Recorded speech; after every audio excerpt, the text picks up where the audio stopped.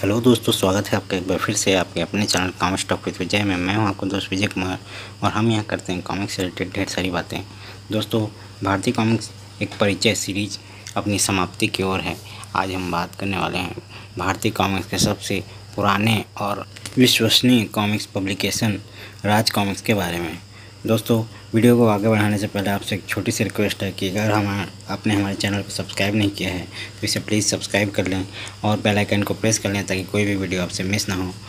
Comics related और भी कई सारी वीडियो हमने अपने चैनल में डाल रखी हैं, तो अगर आपने वो ना देखी हो तो उसके डिस्क्रिप्शन में हमने लिंक डाल रखी है, वो वीडियो ज़रूर देखिएगा और बताइएगा कि वो वीडियो कैसी बनी है। दोस्तों, ज़्यादा टाइम वेस्ट न करते हुए चलिए वीडियो को शुरू करते हैं।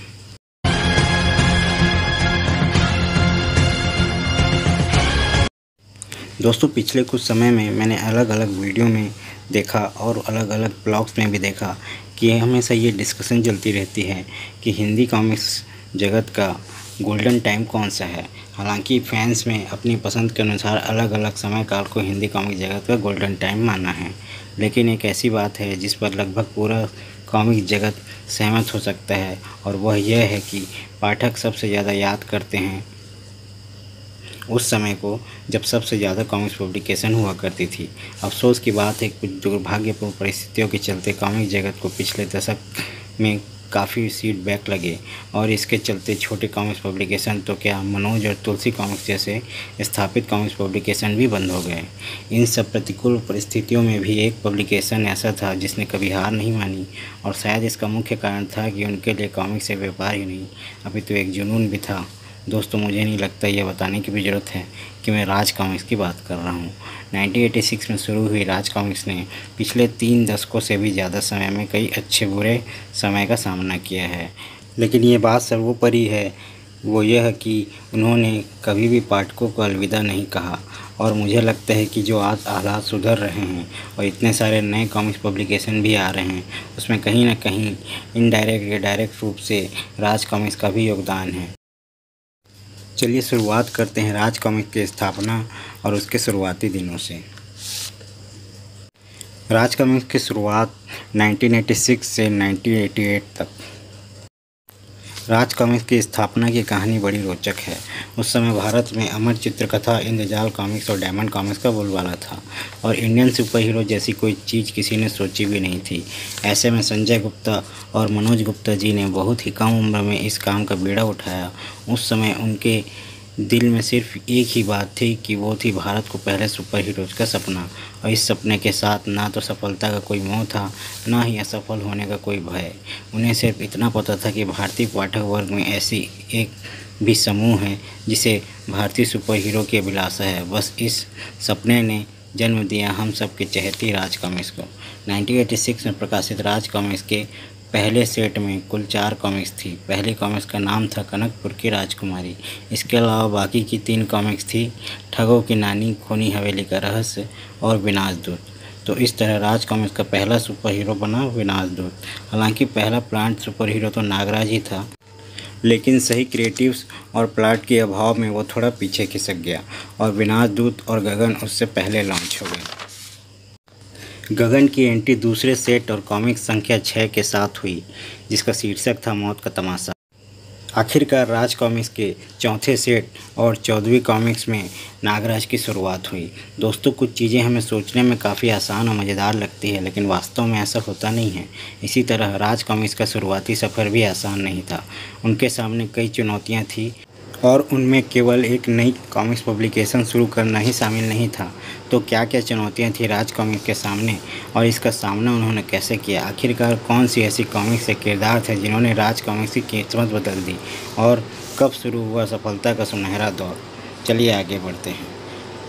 1989 से 1991 स्थापना दौर। दोस्तों, ऐसा नहीं है कि इन सब कोशिशों के चलते राज कॉमिक्स को रातों रात सफलता मिल गई हो। बाकी इससे उलट शुरुआत में सेलर्स ने इन कॉमिक्स को नकार दिया था क्योंकि वो चलते ट्रेंड के साथ छेड़खानी नहीं करना चाहते थे। उस समय भारत में मुख्यतः पौराणिक चित्रकथाओं, छोटी हास्य कहानियाँ, राजा रानी या जनरल कहानियों का ट्रेंड था।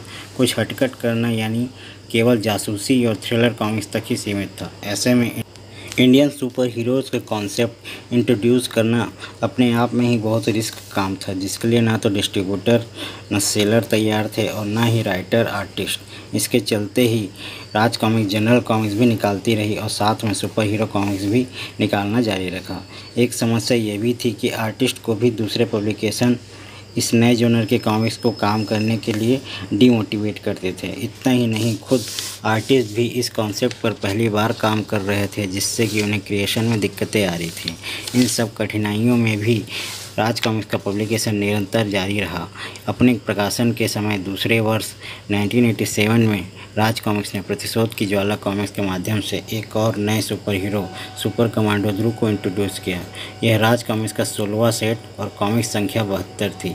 अब तक नागराज ने राज कॉमिक्स के मुख्य पात्र की जगह ले ली थी और ध्रुव की पहली कुछ कॉमिक्स के प्रकाशन के बाद ही ये स्पष्ट हो गया था कि वो राज कॉमिक्स का मुख्य पात्र बनने की काबिलियत रखता है।